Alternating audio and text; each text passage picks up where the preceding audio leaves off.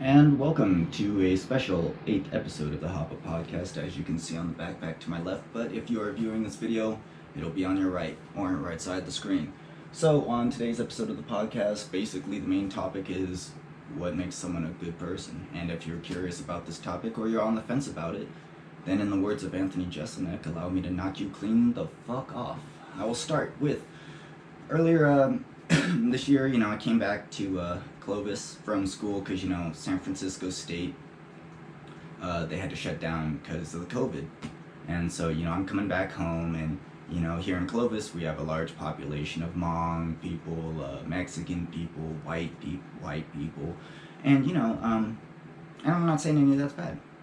But I go, you would think with all these large numbers of diverse groups, ethnic groups, people would be a whole lot less ignorant. But no, it's like going up to an Asian person and saying, oh, do you speak Chinese? Do you speak Oriental? And you don't even know. And it's kind of like, yeah, because that person, just because they have slanted eyes, they automatically speak Oriental. That's a flavor of top ramen, not a fucking language. Jeez.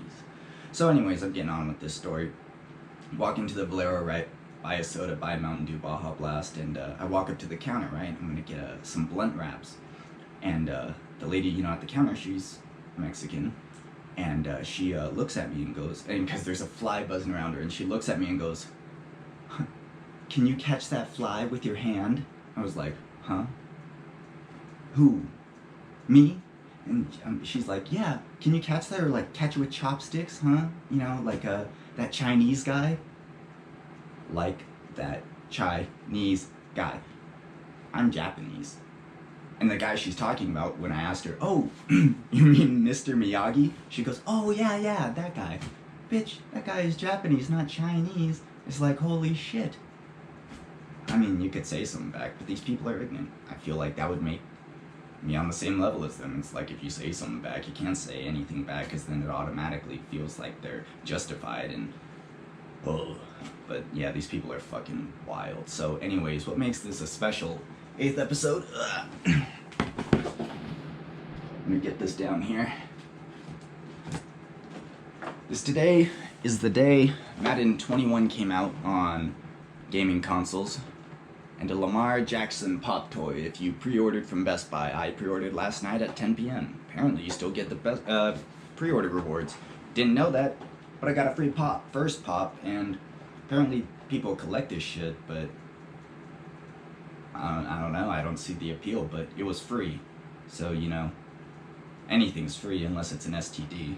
Well, anything free is good unless it's an STD. You don't want one of those.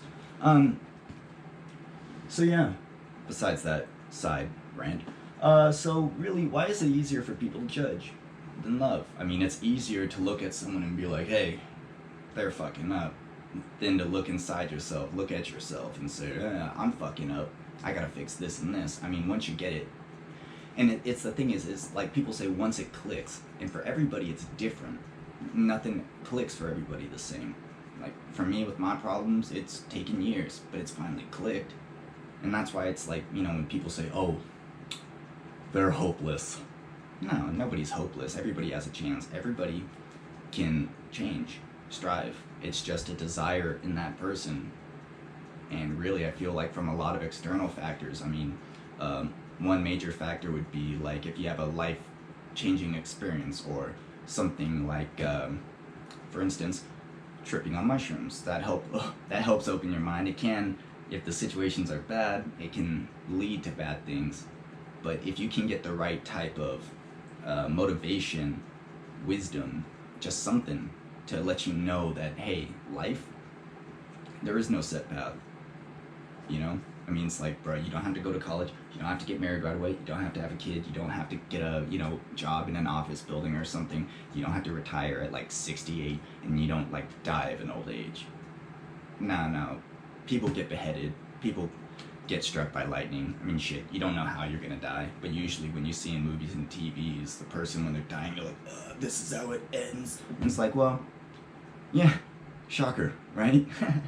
But what I'm saying is that there is no set path. So I'm not saying don't go to school, I'm not saying don't get married, I'm not saying don't have a kid, I'm not saying to do anything. I'm just saying there is no set path. So if you feel like, hey, I'm behind my peers or behind other people in my family or behind even by my own expectations. I mean, really, you should just set your expectations to keep improving every day, because every day is a constant change. Every day is a news cycle. Every day, I feel like I'm preaching here. I should get one of those white collar things like you see in like church and shit. I don't go to church. And you know what I mean? And just, I feel like being honest with yourself. I mean, that's a hard thing. I mean, it's hard to be honest with others. It's even harder to be honest with yourself, because you can lie to others, blah blah blah, spit out that bullshit, talk out your neck, but you can't lie to yourself, because every day you're going to sleep with this mind, this body, and yeah, if you get trapped in your mind and you get lost, it is very hard to get out, and it can take years. And you know, it's a process. It's all about clicking, all about timing, and you know, as long as someone doesn't give up, right? Alright, well, besides that, fantasy football group text. So, speaking about ignorance, asking, or that lady from the Valero asking if I was Chinese or Mr. Miyagi and I could catch a fly. Bitch, I can catch a fly. Fuck, I've kicked one out of the air with both feet. Because I'm fly like that. But yeah, no, I've never caught one with chopsticks or with my hand. That's some Hollywood type bullshit. But yeah, so I'm in this fantasy football group text, and you know, it's a bunch of old white people, not being racist, just an observation, just saying what it was, just elaborating on the story. And you know, it's these all old white people. When I say old, I mean in probably their late 50s, 60s, 70s, you know, older than me. And you know, this lady goes and texts. So I imagine her voice sounding like this. I'm sorry, but I won't be playing fantasy football this year because sports has become too political. My father was a veteran in World War II, and he would be rolling out of his grave, seeing these people kneeling at the flag. I won't be playing this year. And it's like, well, bitch, I never asked for your opinion. Fuck, if I had texted, hey, what's your opinion on this? And let's just call her bitch for the sake of this podcast. And it's kind of like, well, if I asked for your fucking opinion, well, fuck you, would have bet I would have texted it out and said, hey, give me your opinion, except hell would have been frozen over, and I would have never fucking done that. So I just respond, because, you know, my grandfather was a veteran. He was Japanese. He was actually a veteran because he was thrown into the camps, and joining the army was a way out of the camps. And so, yeah, so I just messaged back, hey, you know, wow, my grandfather was a veteran. He was Japanese, thrown into the camps because of Executive Order 9066 that was passed by Franklin D. Roosevelt, and threw all the Japanese in there. Took away their Bill of Rights, their unalienable rights. There is no such thing in America. Every right is alienable. It just depends on the time and the place and how much fear is in the air. And this, you know, and it's kind of like they had all their possessions taken from them. Thank Buddha that my grandfather's family had very kind and generous neighbors, and they watched their farm for them here in Fresno, or it would have been gone. And that farm's been in my family for over 100 years. And, you know, my grandma's family lost their laundromat in Oakland, all their possessions. If you were like you were thrown into the camp. Even if you were, I think it's down to 1/16 Japanese, you were thrown in. They would trace your heritage, your bloodline. And yeah, if you couldn't sell your possessions, people would offer you like penny on the dollar for your shit.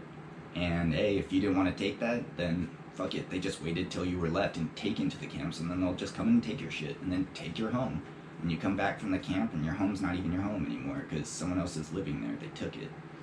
And so yeah, this bitch has the gall to say that. And you know, I just explained, hey, you know, I'm sure, you know, my grandfather, you know, he was a veteran, but I'm sure even he could understand that kneeling for the flag, national anthem, whatever, it's not for any disrespect towards troops or 9/11 or whatever kind of thing you want to make it up in your head about. Fucking Colin Kaepernick even went on television and said, it's about police brutality.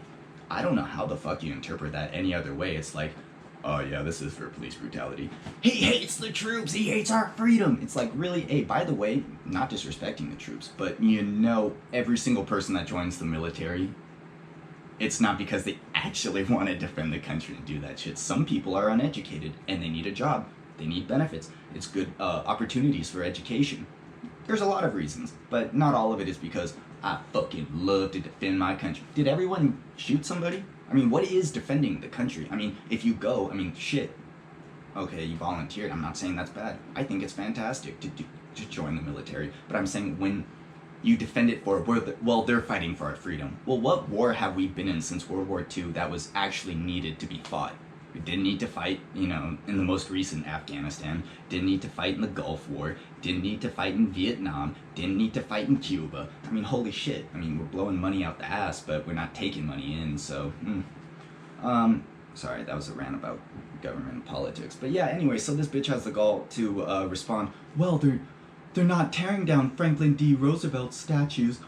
You should do that. I'm not saying to tear down the statues. In fact, you should keep up statues. It's historical significance, and if you educate people on why they're there, who those people were, you learn from history, you learn from your mistakes. To tear them down, I think, is just like book burning. It's a bunch of those religious people going, oh, well, we can't have these books in here, they're against our religion, and they preach against God.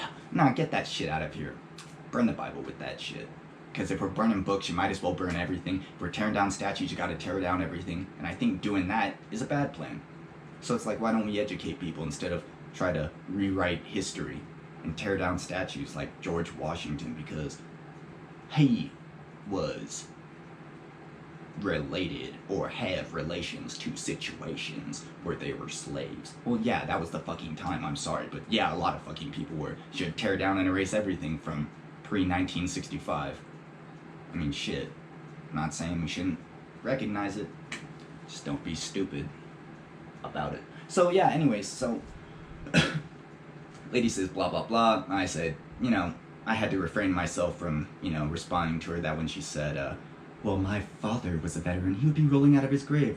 I had to refrain from saying, well, good bitch, hey, I hope you dig him up and roll his ass down the hill. Don't expect me to help him put him back in the ground, because, I mean, shit, if he's thinking like that, then why the fuck would I ever want to help that person? But, that leads me to the original point, what makes someone good. And, I feel like there's a lot of things that we do to justify our actions as good, make us good people. But really, what's considered good? Other people may consider it bad. Other people may consider it good. I don't know. But see, there's no perfect way. There's no perfect path. There's no set line to lead, and there's no manual for life. It's just kind of like ready, set, go. And if you die along the way, well, everybody does, so welcome to the club. Jesus, that was dark. And so, basically, yeah, so I responded to that, and the lady saying, oh, yeah, JLM.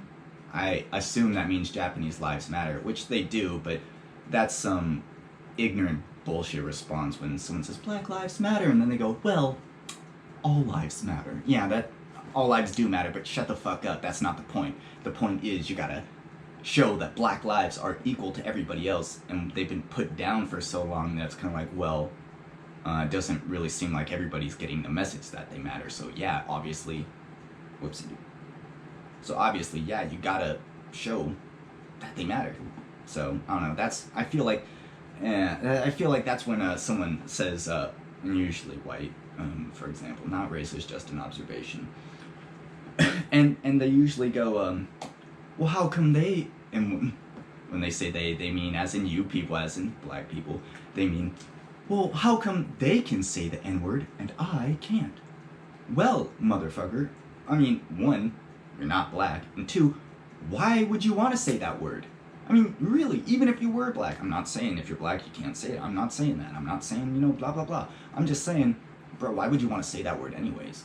I mean, like, what kind of shit is that? It's like, well, they can say it, so can I? Like, no, why the fuck, why? What's the point? Well, they're saying it, so if a bunch of, like, lemmings go and walk off a fucking cliff, are you gonna do it too? If a lot of people saying this guy was, put and nailed to a cross and then killed, and then 3 days later, after having a rock covering his cave, he moved the big old rock and came out. I mean, yeah, aliens came over and We have Scientology. Yeah, that's all very believable. No, this is all some bullshit. And it's like people are so naive and ignorant and gullible to the fact that it's like, damn, it's like painful to hear sometimes. Like if you're listening to CNN or Fox News, it's like, geez, whatever drugs they're on, I haven't tried them, but I gotta try that shit because fuck, are they delusional? Like, it's astounding to me. Like, I don't know. And it's so obvious and blatant. Like, their actions are so obvious. It's like, oh, well, we're doing this. It's like, really? You guys don't even try to hide it anymore. There's no shame. They're just like, yeah, fuck it, 2020, the world's ending. What do I give a fuck about? Honesty. I don't know. That's the news. And yeah, no. Yeah, this is a podcast, right?